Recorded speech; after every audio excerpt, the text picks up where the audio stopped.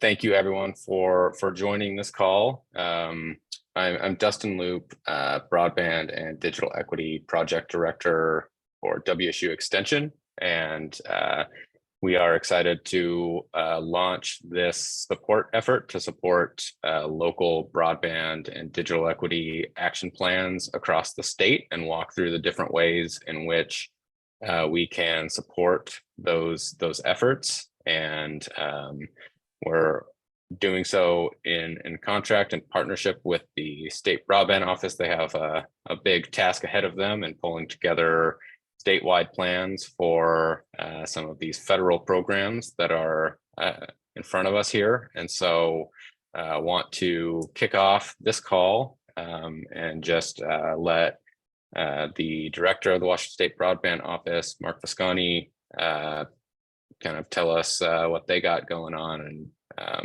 how all of this has come to be. Good morning, and thank all of you for being here and engaging as partners in what is truly a large and incredibly important effort that frankly has been a long time in coming. For some of you who may not know me, my background has been in telecom and also the public regulatory space, as I'd spent many years not only with AT&T, but then also with the Utilities and Transportation Commission here in Washington, prior to assuming the responsibilities of the Washington Broadband Office. And over the many years of which broadband and prior to that internet had been developed, there had always been, certainly within the industry, certainly within communities that I was engaged in, the absolute need for broadband service. And finally, after 20 plus years of technical availability of broadband, the passage of the Infrastructure Investment Jobs Act back in November of 2021 put the financial focus and the financial ability to actually expand broadband across the country in ways that, frankly, shouldn't have taken a pandemic to bring us to. But we are here, and we are here with an incredible opportunity in front of us to expand broadband across the state to those communities that have not been able to experience the benefits and the power of broadband service. I want to talk a little bit just generally about what we're attempting to do here, and talk about the partnerships that we have in order to move forward. I don't think broadband action teams are new. Broadband action teams have been a mechanism through which the Washington State Broadband Office has been able over the years to be able to understand the needs of community. And they have served as a platform and a channel, an information channel to the broadband office prior to my arrival, to be able to understand the needs, to be able to understand where projects clearly need to be deployed, and to do it in an equitable way. One of the benefits of NTIA's program is that it not only focuses on the development of infrastructure, but it does it also in a way where community voice and digital equity concerns have to be brought into the consideration of where monies are actually deployed. And I want to thank WSU's extension program and its efforts at trying to expand and I guess enliven the notion of broadband action teams across the state. Sitting in Olympia, Washington, it's very difficult to be able to collect the needs of communities across a state that is comprised of 39 counties and 29 tribal entities. And I really want to thank and acknowledge Mike Gaffney, as well as Dustin Loop, in their partnership with us to organize broadband action teams, and provide an information channel back to the Washington State Broadband Office that's essential even without consideration of NTIA's program. But NTIA's program has really, in certain respects, amplified the significance of, the engagement that WSU has with broadband action teams across the state. So I guess the way I sort of look at this is that through the engagement of broadband action teams through WSU, we will be able to better understand needs of community. And that goes to not only the technical needs of community, but the needs of users and user groups and participants across in a community, whether it be for the provision of healthcare service or education or economic development. All of those things come into play, and we all have a voice in this. And the BAT teams are an essential platform, if you will, for being able to document those needs and then be able to move forward to craft plans. And those will then feed into us. Those community action plans that are going to be developed will then feed into the planning process that we are currently engaged in as required by NTIA's Notice of Funding Opportunities, both for the development of a 5-year action plan with respect to the BEAD program, as well as the digital equity plans that are necessary to be presented at NTIA. I also want to introduce to you Guidehouse. Guidehouse has been retained by the Washington State Broadband Office to assist us in formulating these plans, and they will be working closely with WSU the WSU BAT program in order to understand the needs of the community so that those needs are properly reflected in the plans that will be submitted at NTIA.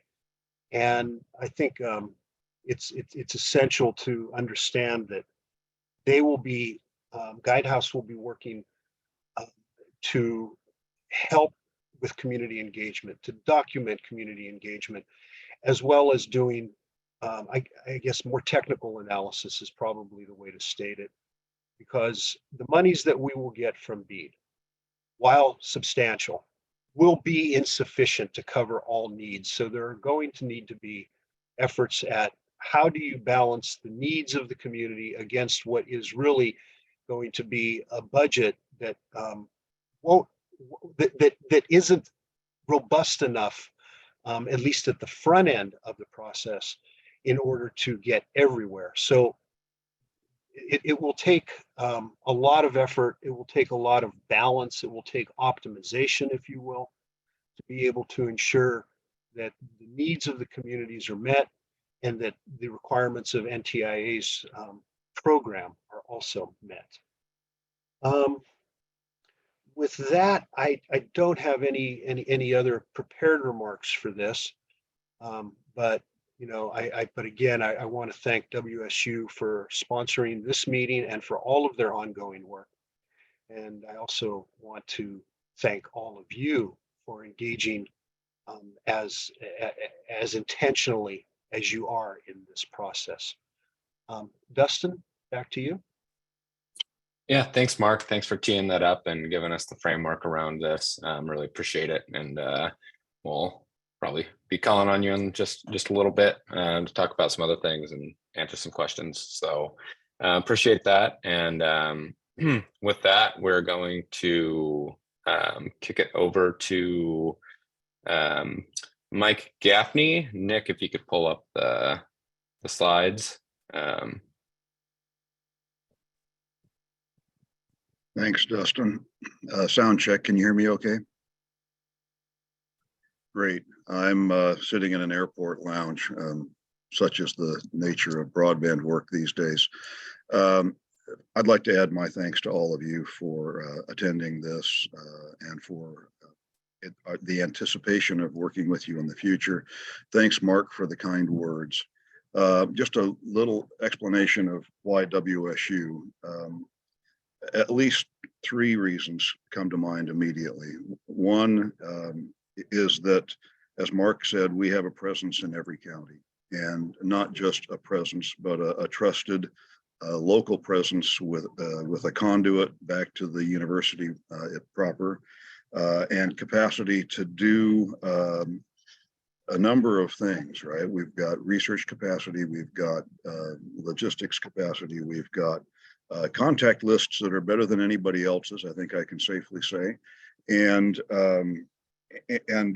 the 100-year plus habit of working with local communities to bring the resources of the university to bear on local challenges to improve quality of life. One element of that over the last couple of decades has been in the digital initiatives sphere, working specifically on broadband. Many of you will recall that WSU was instrumental in the creation more than a decade ago of local technology planning teams in a number of counties. Those LTPTs were the birthplace of the BAT program. And WSU remained active in helping foster and support BAT teams in a number of counties. And that effort caught the attention of the broadband office. And when it was reorganized in 2019, we signed a sort of general purpose MOA agreeing to work well together to expand broadband action team activity in the state. Neither one of us had any funding to do that at the time, so it was more an agreement in principle. And then COVID happened, as Mark mentioned, and one of the things that came out of that was a partnership between the broadband office and WSU Extension to initiate what became a much larger statewide drive-up Wi-Fi public access program. That history, when broadband took off coming out of COVID, that history made for the state broadband office Extension a natural choice to take on this project. And we have done so, recognizing that we don't internally have the capacity to do that. So we are adding capacity in a number of ways to build the necessary support to support at the local and the regional level. Our goal is to support planning activity at the local level, not necessarily conducted by a county, but thinking in terms of county or multi-county level.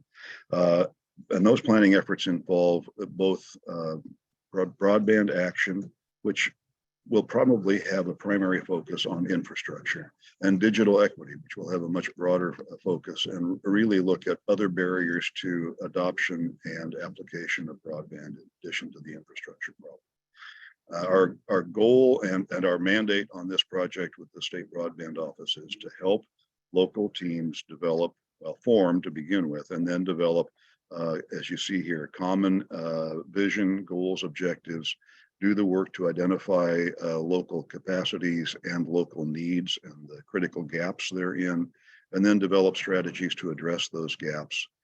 All of which in the program we are putting together would then be communicated in a reasonably organized fashion to the state broadband office to support their efforts in working at the national level to obtain funding from federal programs for the benefit of communities in Washington.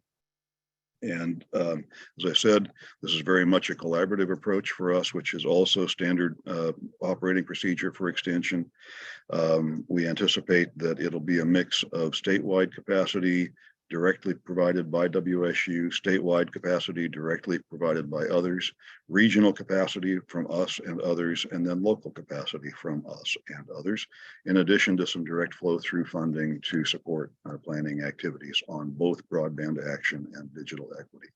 One of our primary goals and one of our primary strengths is to encourage and support the most broadly inclusive broadband and digital equity planning processes that we can, so that all of the perspectives, communities, and voices that ought to be heard do have a place at the table and are included in that planning effort. And Dustin, I'll leave it there and turn it back over to you. Awesome. Thanks, Mike. And so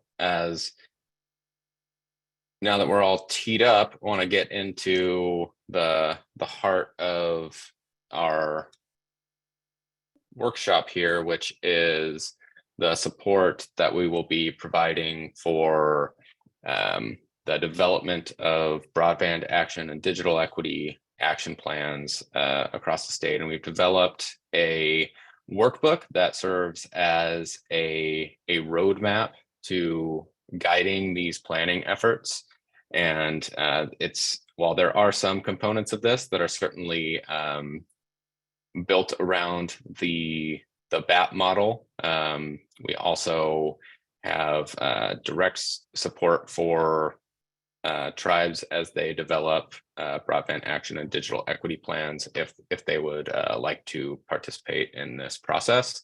And so there will be some BAT specific language, but it's really structured around community action plans that bring in stakeholders, and then bringing those different plans to the table and making sure that they make their way into the state plan. But also they're designed to provide a structure that develops the strong foundation of these plans that will be necessary in order to move forward in an inclusive way that recognizes all of the needs of our communities and our counties and our tribes, and is solutions oriented and creates that foundation to move forward and pursue solutions both through the federal programs that are in front of us, but also beyond those as well through state and local solutions. That being said, given the scope of these federal programs, we have designed this workbook in a way that aligns with the NTIA's requirements for the plan that the state must submit, so that there's a clear connection into that state framework from the local plans. And it's also important to note here that there's been a lot of great work happening in Washington State around digital equity. And last year, House Bill 1723 established some of the funding that is supporting the community planning on the digital equity side. And in addition to developing a state digital equity plan, there's also for the NTIA, there's also a need to provide one to the state legislature as well. So want to recognize that this is serving multiple very important purposes. And just to provide a quick overview of context here, without getting too much into the weeds, I want to provide a quick overview of the Broadband Equity Access and Deployment Program. We'll refer to that from as BEAD for now on. And that is administered by the National Telecommunications and Information Administration, or the NTIA. And they've been given $42.5 billion for broadband deployment under the BEAD program. Sometime by June 30th of this year, the NTIA will be announcing the allocations of the available amounts of funding to Washington and other states and other eligible entities through this program.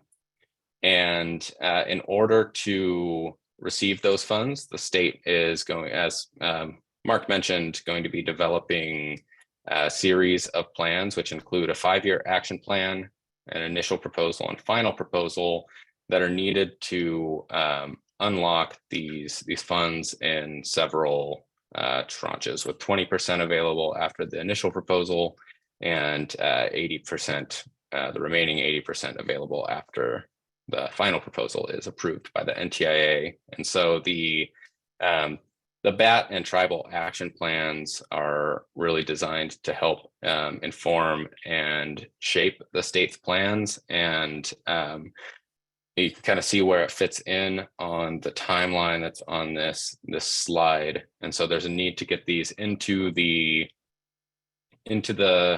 state broadband office so that they can review the plans and work with Guidehouse in the development of the version of the plan that gets submitted to the NTIA for approval. And it's also important to note, and included it on this chart as well, that that's not the end of the planning by any means at the community level. It's really just the start. There's a need for ongoing local planning input and implementation throughout and beyond this entire process. And then we could click over to the next one, Nick. And so just a little bit about how this program will get administered. After receiving the funds, State Broadband Office will administer a state subgrant program to fund the build out of broadband infrastructure throughout the state. And the federal requirements require that they first build to those unserved areas, those lacking access to reliable internet at speeds of 25.3, and then building out to underserved areas and those lacking access to reliable internet at speeds of 120 download speeds and upload speeds. And then, as Mark said, there's likely a deficit in the amount of funds needed to connect everyone in the state of Washington. But if there are additional funds remaining, those can be applied to building out to community anchor institutions that do not have access to symmetrical gigabit connection.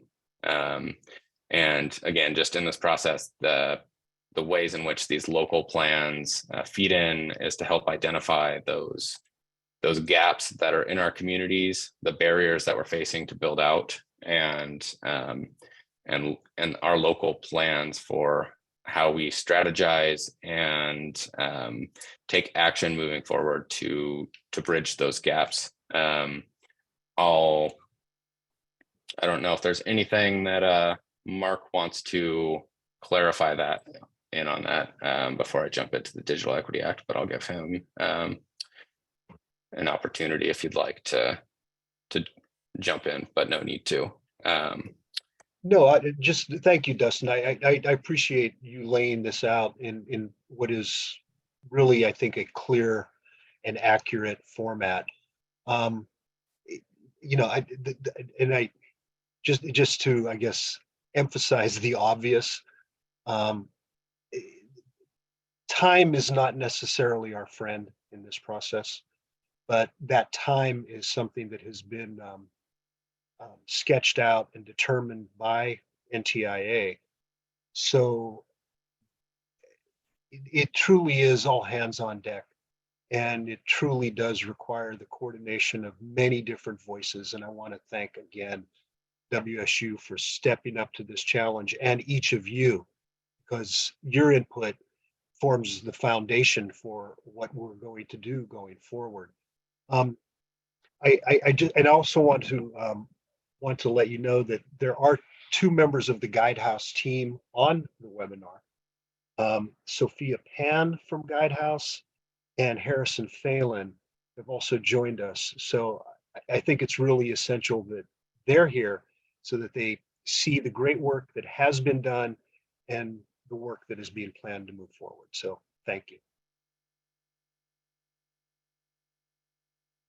Yeah, thanks, Mark. And glad we have some of the members of the Guidehouse team on the call.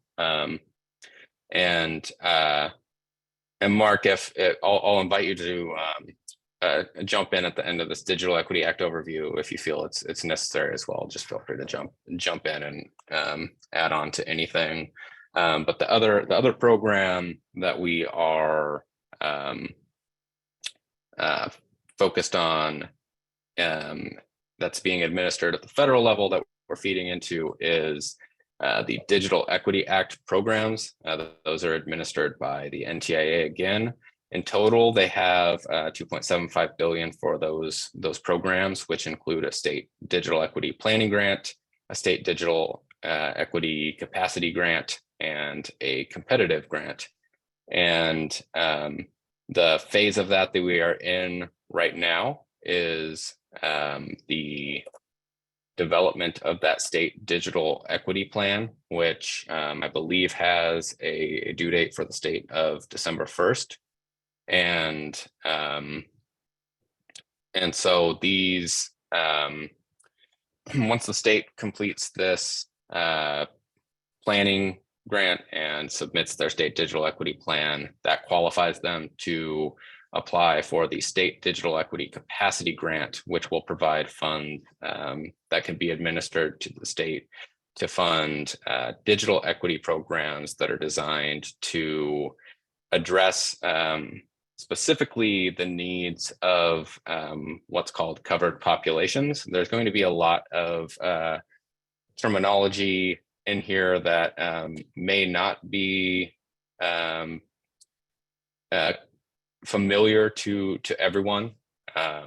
And so covered populations is defined in the Infrastructure Investment and Jobs Act as those populations that the Digital Equity Act is trying to focus, and that is really built around those populations that have been, excluded in many cases from participating fully in all of the benefits of our digital society, from economic to education to healthcare to so many different important components of what the internet can offer, and why we're putting all of this effort and all of this funding into building out this infrastructure. And so when you hear covered populations, this is referring to specifically these 8 populations, which include low-income households, aging individuals, incarcerated individuals, veterans, individuals with disabilities, people with language barriers, racial and ethnic minorities, and rural populations. And as I mentioned earlier, there are 2 programs that we are working with and toward in this process. That's the Federal Digital Equity Act and Washington's own Digital Equity Act, which was established by HB 1723. And that identifies 2 additional underserved populations to focus on, which include children and youth in foster care and those experiencing housing instability. And throughout the workbook that we'll run through, it's important to note that we will include the additional underserved populations in a broader definition of covered populations that goes above and beyond what the NTIA has identified here. And I think it's also important to note that as you think about how your plans serve these covered populations, that really prioritize working through those entities that are positioned to work with and serve these covered populations, and work with them to develop strategies and understand better some of those barriers that are being faced through those organizations and with those organizations. And that becomes especially important if we're talking about things like children in foster care. You really need to be careful about how you go about some of these processes, and just want to be sure to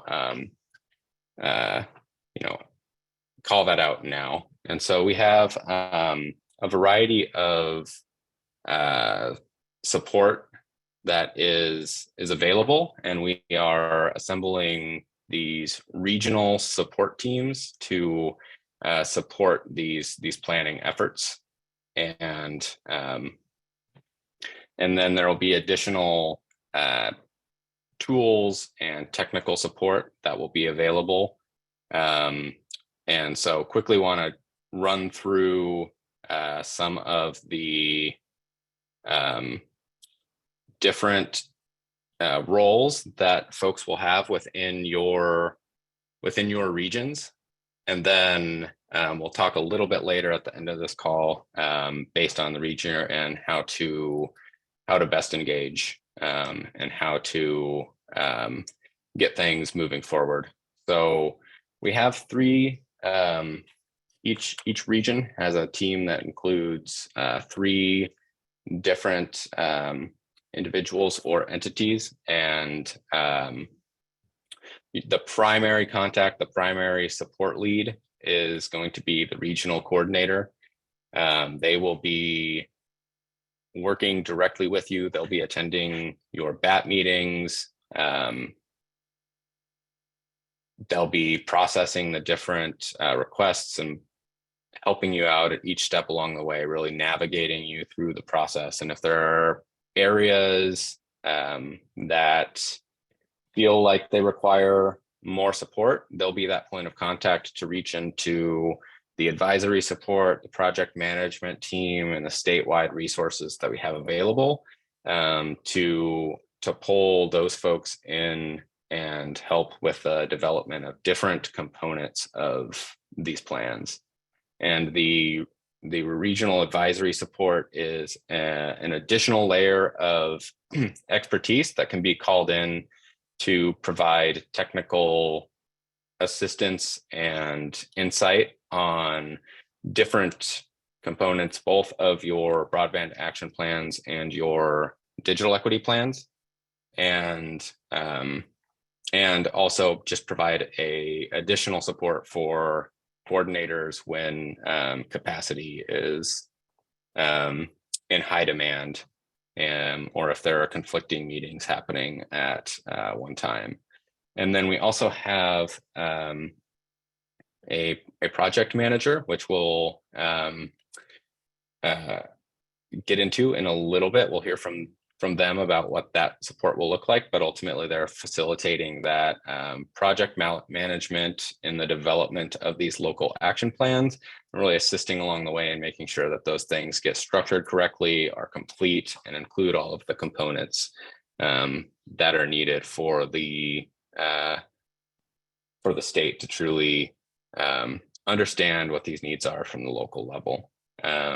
So some of these tools and resources beyond the staffing and personnel that we have available to support your efforts, those include base maps, and they'll start out with the known infrastructure and digital equity data to provide a holistic overview of and help work toward a needs and gap analysis. And as you add local data, those will improve and provide a better picture and outlook.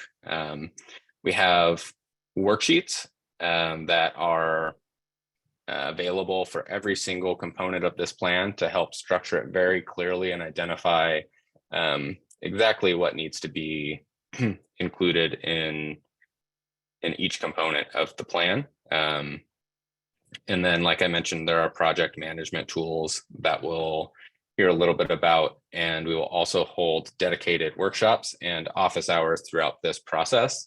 And so at this point, want to give some of those that will be working on providing the base maps and the project management tools and supporting workshops and office hours a chance to talk about those. And we'll just work down the line here and start out with the base maps. So Claire, I will kick it to you. Thanks, Dustin. Are you guys seeing a map? Awesome. Okay. So as Dustin just described, communities have a base map of information, and that's what you're seeing on the screen. This happens to be Lewis County's base map. If you're from Lewis County, this will be yours. If you're not from Lewis County, it will be similar.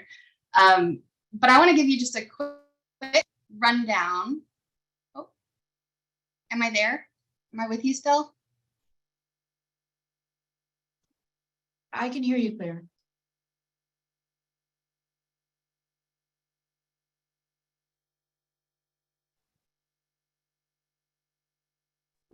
Never mind. Perfect example of how we need broadband everywhere. So you're saying clearly an identified need for reliable high-speed broadband. Yeah, Zoom just stopped on me. Sorry about that. I will attempt to get back in here and hopefully it won't happen. All right. Are we back in? Good deal. Okay, so I'm just going to give a quick lay of the land of how this map will work, and then I'll kick it back over to Dustin so we can look at the other resources. But basically, this map is an attempt at visualizing publicly available data surrounding those two different tracks that we're going to be thinking about: broadband infrastructure and digital equity resources and needs. So this is basically what it looks like. And over here on the left side is how you would navigate to the different information in the given base map. And it opens up with the information tab that tells you how to use it. And then these different stacks of books up at the top give you different folders of information. So for this one, the first folder is anchors, partners, and points of interest. And it gives you exactly that. So hospitals, probably important to understand if they have access to high-speed internet, fire stations, law enforcement, low-income housing, hitting on a digital equity need. And on each of these, when you click on the item, it will give you contact information or any other available data we have for that particular set of data. Then there's also potential partners. So for instance, Lewis County has two public ports, the Port of Centralia and the Port of Chehalis. So there's contact information if you're looking to get them involved, if they're not already involved in your broadband and digital equity planning efforts. There's also what service providers are serving in the different areas. So you can make sure to involve your local service providers. And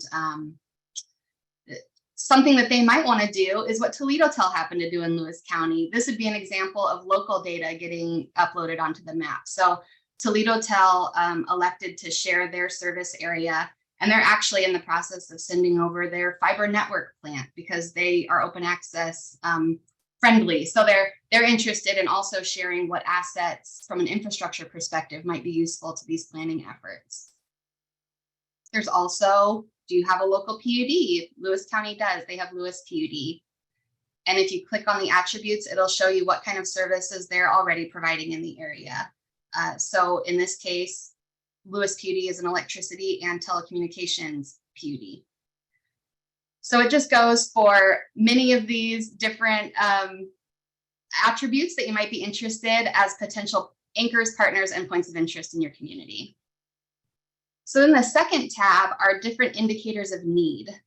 So what we have included in here are various speed test resources. We have the State Broadband Office speed test, UCLA, and then another example of local data. Lewis PUD had conducted a study where they collected speed tests. So you can put all this information and just create a more robust data set to try to understand the infrastructure needs potentially present in your community. And they're divided up into those different thresholds that you heard Dustin describe earlier. What areas are considered unserved, underserved, and potentially not of concern. There's not very many green dots, unfortunately, in Lewis PUD, Lewis County. We also pulled some more broad stroke data. This is from NTIA's database of broadband needs assessments. So it gives you some understanding of how on a federal level they're seeing this. And then we also have digital equity type data, like different statistics around how much of a given area is below the federal poverty threshold, who reports they don't have access to internet. So with each of these, you can click on them and get a whole nother bank of data to help you understand particularly what's maybe happening in this community. It also has data like who's subscribing to the Affordable Connectivity Program. Where can we provide some digital equity support in that realm to help folks get connected? If we see there's both a high impoverished population and a low Affordable Connectivity Program engagement, then there's potentially a path forward there to help support the needs of that particular segment of the community. And then this is infrastructure and boundaries layer. So this gives things like publicly available networks, school districts, ways that you might want to be thinking about how to chop up your community to think about it from both a community outreach perspective and maybe an infrastructure perspective and needs perspective. So just a lot of tools for how to think through what needs and potential solutions there are within your given community. Then maybe on a future, this would be further down the road, Lewis PUD and Lewis County have been really actively engaged in broadband. And Lewis PUD has gone so far as to actually create zones of areas of interest. So this might be the ideal end result of what these maps could look like in each community. And these happen to be around infrastructure solutions, but there might not be zones created for digital equity solutions. And you might say, okay, in this PL PL service area, we're going to do a targeted ACP outreach, or we know that we need to look for more affordable options for this community. So really just an opportunity to visualize your data, try to really understand the specific infrastructure and digital equity issues that your community might be facing, and potentially visually map the solutions and path forwards for how you think it might be able to be solved. And then the very last tab is just an opportunity to mix up your base map gallery. You can also print the maps, so you can keep those for your own internal planning or thinking through, or presentations or what have you. So we tried to make it really easy to access and use.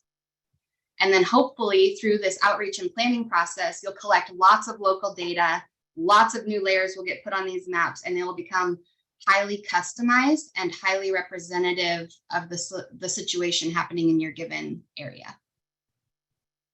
So that's my quick rundown. I will quit sharing. I'm glad I didn't get kicked off again, and send it back over to you, Dustin. Thank you.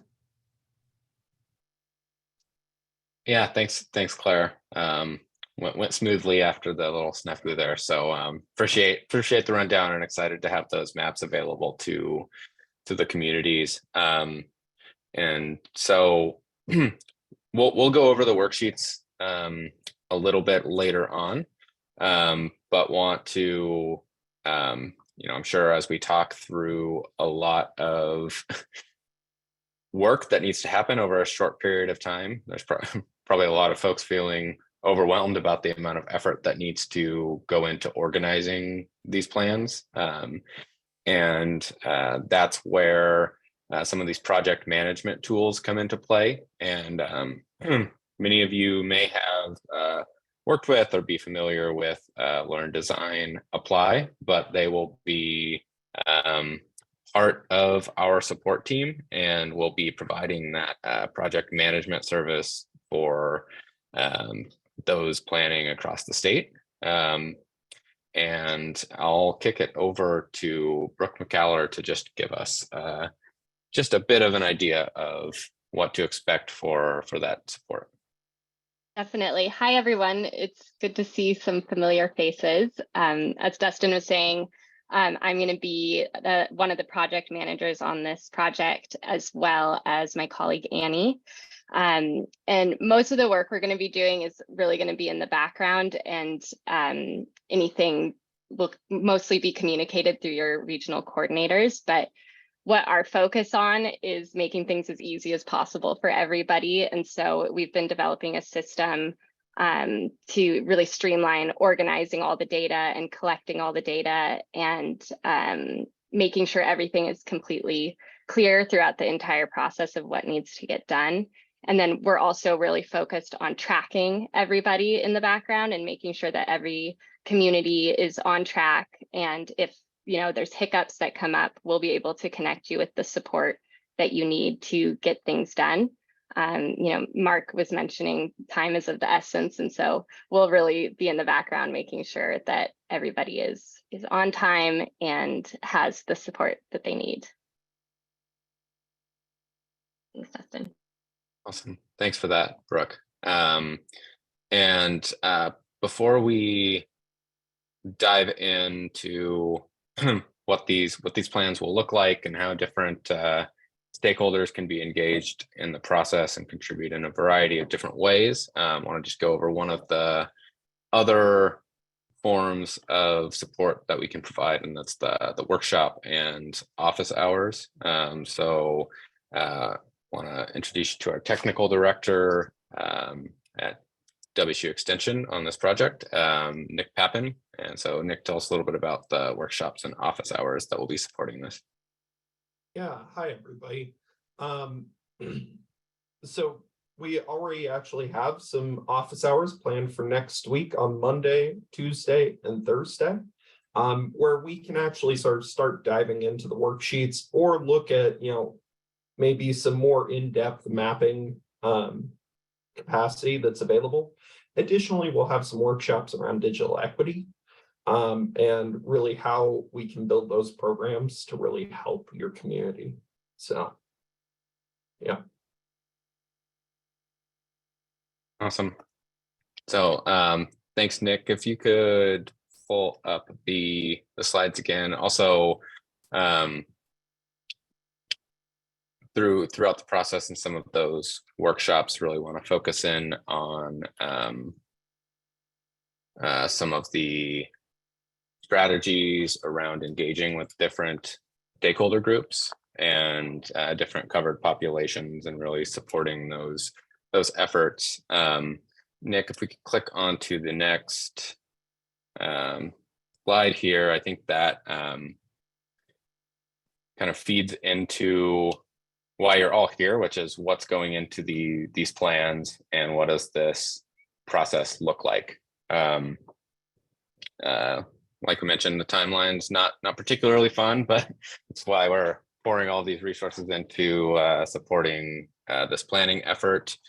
Looking to have these plans that again are not by any means the last phase of planning for communities, but having these initial plans in place by June to be able to give to the state broadband office and allow Guidehouse enough time to incorporate those meaningfully into the state's plan. And just want to call out at the beginning that we have two distinct plans that have some aligned elements, and included in this workbook are some recommendations for effectively aligning the broadband and digital equity plans, because they really go hand in hand.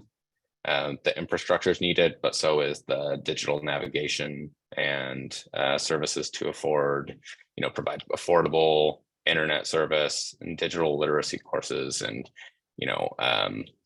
support around telehealth and economic opportunity and education. And that really points to why it's so important to build out and strengthen your BAT in a way that brings even more stakeholders to the table. I want to, recognize that in this call, we've have had a lot of school districts register for this and attend, and that is really great to see.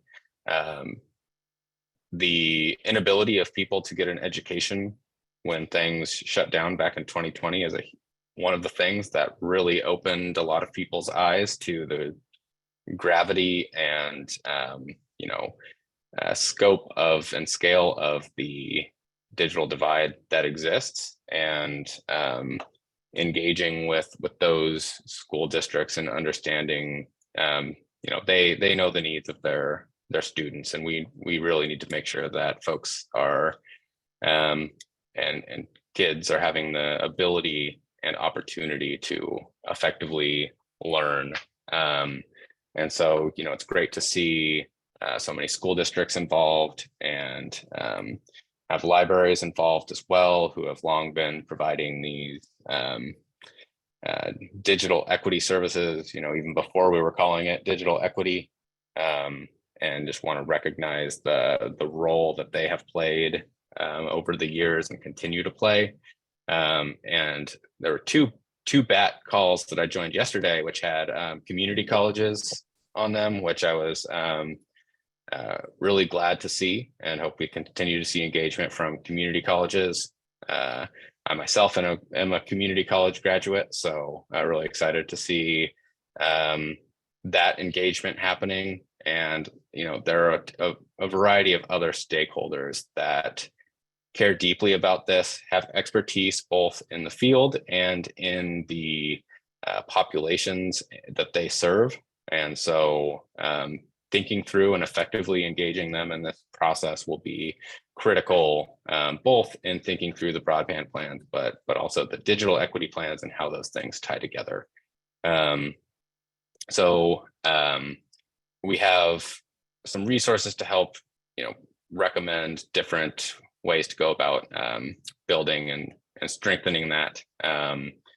There are two components of the plan that are we recommend be done jointly. So between the broadband and digital equity plans, we would like to see a joint vision, objectives, and goals combined together into one section, and then a joint executive summary that's written last. But then these plans break out into two different components, one focused on action around broadband needs and one around digital equity needs. And we have throughout this workbook a variety of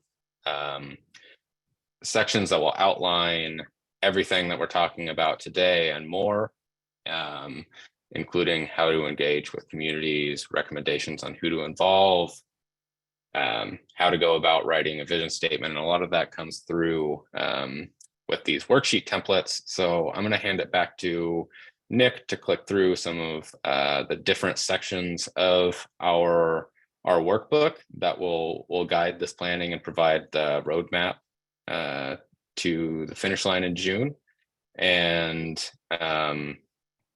some of the worksheets and how to plan for using those. Sure. So the worksheet or the workbook is available on our website right now. We will have all of the worksheets broken out and they will be uploaded likely this afternoon. And there's a great overview and intro section with lots of useful information in it that will sort of help you continue to build or start to build your BAT. Really, there's the overview of the program, again, timeline and tasks. Brooke's going to help us with keeping us on track. We sort of talked about our planning regions earlier. And we're going to start getting into the actual broadband action plans here in a moment. So getting down into the worksheets, worksheet 5, your vision statement. Dustin, you had a really great quick overview on this. Could you give a little bit of guidance for us? Yeah, so this is one of those components of the plan here that we would like to see joint between the broadband action plan and the digital equity action plan. And so we see this as an opportunity to bring together the teams that might be broken out for leading those different tracks of work, and come together and have a conversation around what does digital equity look like in our community, and what do we want that to look like. And so these are all these worksheets will have a fillable PDF format, so you can add things and save them as you work on them. But there will also be that back-end support to save these in a more dynamic way through the services that Learn, Design, Apply will be providing. And these worksheets will also have different examples of different vision statements or different examples of what this looks like. And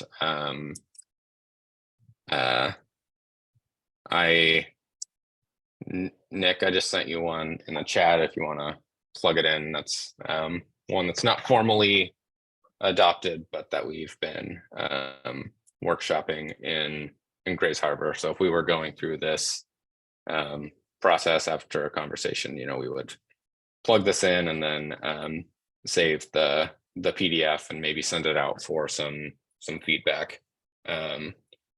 So yeah, trying to make these as functional of documents as possible. Excellent. Thanks, Dustin.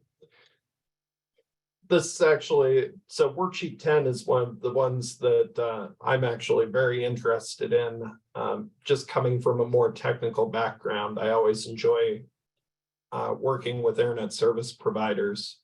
And in communities, you may not quite know exactly who all of your internet service providers are. So as an example of tools that we're happy to help build for the entire state, we've taken the public FCC data and broken it down by county and made that available on our website as an Excel file that you can just jump to whichever county in the state you may be interested in, and it'll just show you your providers. After that, you just go and find the contact with your provider. If you don't know who a good contact would be, you can reach out at extension.broadband@wsu.edu, and we'd be happy to put you in touch with the contacts that we know. So after that, it's just a quick conversation. I know that we have some internet service providers on this meeting. So if you wanted to grab this worksheet and just have it filled out so that you could engage with your bats and say, hey, here's the filled out worksheet. If you have any questions, let us know. That would be awesome and would save everybody some time. So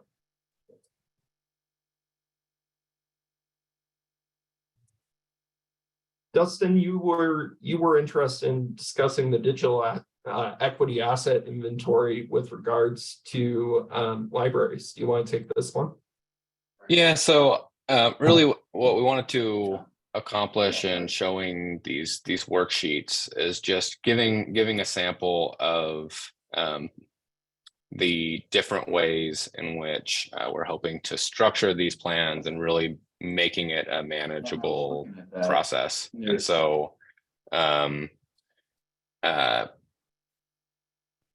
one of these ways in which we see there being a real need for community engagement is around this digital equity asset inventory. And again, this may be a new term or new concept to folks.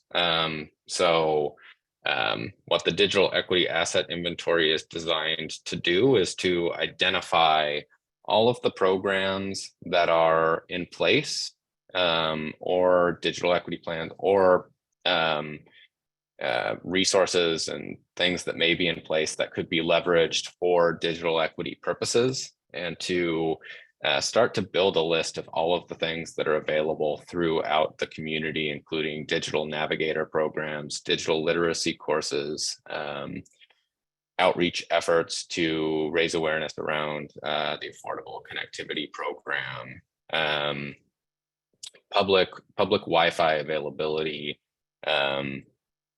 programs to provide either the lending of devices or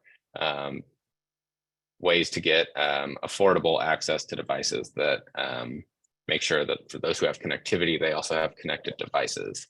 And so this is another form that we anticipate being distributed out to different community partners and stakeholders that can help identify those different services and opportunities and capacity that they may have to support digital equity moving forward. And so that's really the goal of a lot of these worksheets, is to streamline that process and make it more efficient to go out and collect the information that is needed to really understand what's available and what's not in these communities, both on the infrastructure side, but also around digital equity services.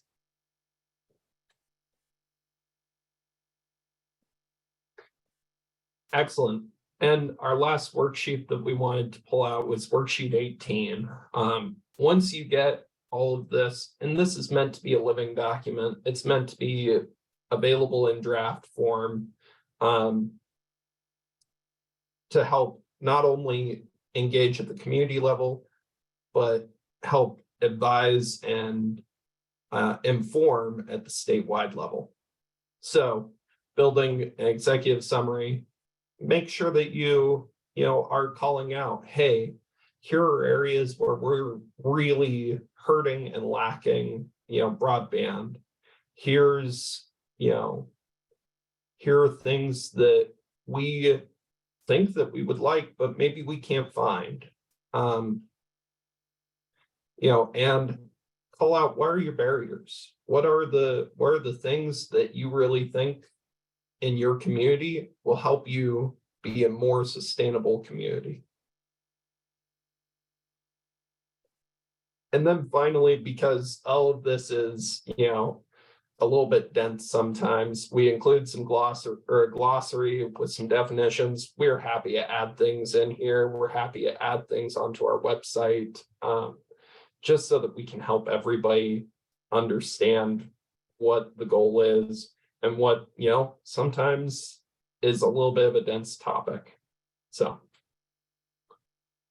and with that, Dustin, I think that we're pretty much done and ready to answer some questions. Yeah, I think we can pull down the presentation. Just want to, before we jump into questions, we just threw a ton of information, so I'm sure there are a lot of questions. But also want to concretely talk about some of the next steps for broadband action teams and for tribes that are interested in participating in this process, and we hope you all do, of course. We've been mentioning, there is the regional support that we're providing, these different tools and resources, but there is also financial support to support the capacity that's needed at the local level to make some of these plans happen. And so I'll toss that to Mike in a second, but when you have this workbook downloaded, and it's been shared in the chat, but we'll also send an email around and follow up to this workshop, so to make sure that you have access to it, because Zoom chats can be a finicky thing. So we'll get that link out to you, and just take a chance to review that. And if you don't already have a meeting scheduled with your community, we definitely recommend getting those meetings on the books and starting to reach out to the different stakeholders that aren't already at the table, and reach out to us to notify us of what your plans are, when you're holding the meetings, where you anticipate needing the support, and whether you anticipate what components of the support you anticipate wanting to take advantage of. And in particular, what Mike will talk about a little bit in the funds that are available. Really want to know as soon as possible which communities are planning and taking advantage of that, because there are processes that aren't always the quickest, and want to make sure that we're getting things where they need to go as soon as we can. And so in addition to sending out the link to the workbook, we will also send out the list of regional contact emails, and there's that regional map that you can reference, so you know which which regional email you're supposed to reach out to, and then we will get the proper support routed to you and have follow-up conversations as needed to make sure that we have everything in place to support this local planning. So just to give a little bit of a sense of, because I know we had I think we transitioned into the Q&A with this likely, because I did see a question about this in the chat earlier, but Mike, there was a question around whether or not this centralized support that we're providing eats into some of that direct funding that's available. And so could you talk through that process a little bit? Yeah, happy to, Dustin. Thank you. Before I get into what asks us for details today, let me just say that this entire process really revolves around the workbook that we've just gone through and we've made available to you. Sorry, we're getting an airport notice here too. You do so. Each of you are allowed to be in their baggage later.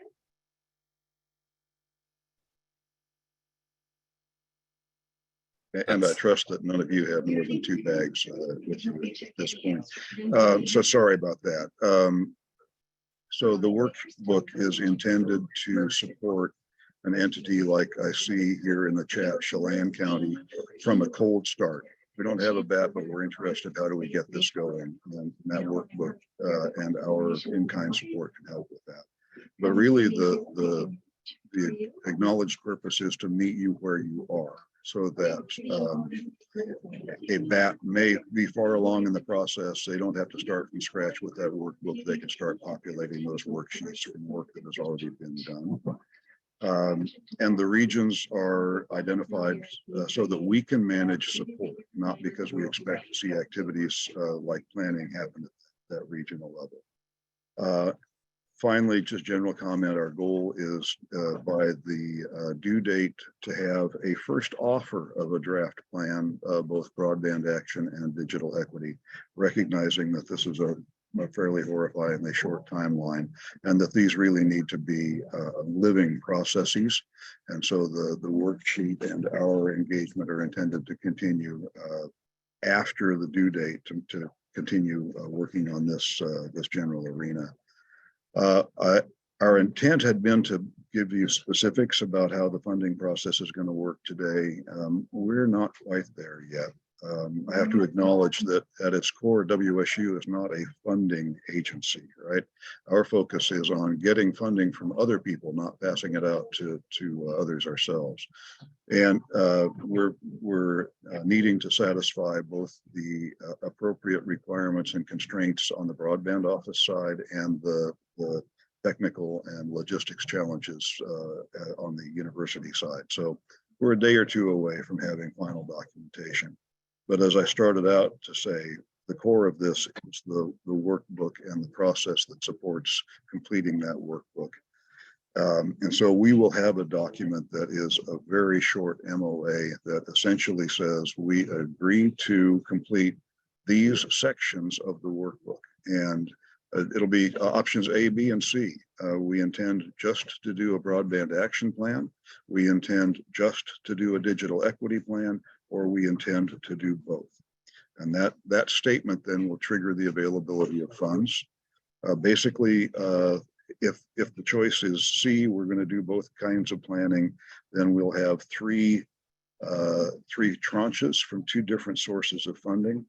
One source will be direct funding to the cognizant entity doing the broadband action planning. And that will be, best I can give you this morning, is in the neighborhood of $15,000 per entity. Layered on top of that will be a lot of in-kind support, such as the mapping product you've just seen and the management support to manage completion of the workbook. So there's funding both in kind, direct flow through, and some to be spent at the county extension office to support broadband action planning. So a mixture of dollars to you, dollars spent on your behalf, and in-kind support through contractors. On the digital equity side, it's a slightly different picture because of the way the legislature allocated the money by appropriation. We have $3 million from the broadband office, all of which needs to be direct pass-through to entities that opt in to complete the digital equity planning process and that portion of the workbook. If you do the math, 39 tribes, 39 counties, 29 federally recognized tribes. The theoretical minimum of that pass-through, if every entity opts in and agrees to complete the process, is $44,117 and some loose change. And we don't take a bite out of that. None of that can be in-kind support. That is because of the legislation, direct flow through.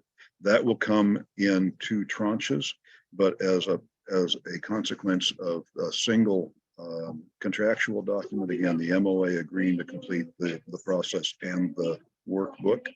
The second tranche will be based on progress on that workbook without an additional application required. So expect to see very soon, perhaps as soon as the follow-up email from this and tomorrow's webinar, more information about the precise process by which entities can access funds through WSU. But as a general statement, I'd say that if an entity, county or tribe, commits to pursue both broadband action planning and digital equity planning, complete the workbook, get that information submitted by the timeline, by the deadline, we're looking at something on the order of $60,000 total per entity to conduct those 2 planning exercises, in addition to direct support, again, such as the mapping and the project management, and some on-the-ground support, either at a regional level or a local level from WSU Extension. Happy to take questions on that as well, and a little bit frustrated to tell you that there'll be more news to follow. We thought we were going to have those documents to share this morning. Yeah, thanks for that, Mike.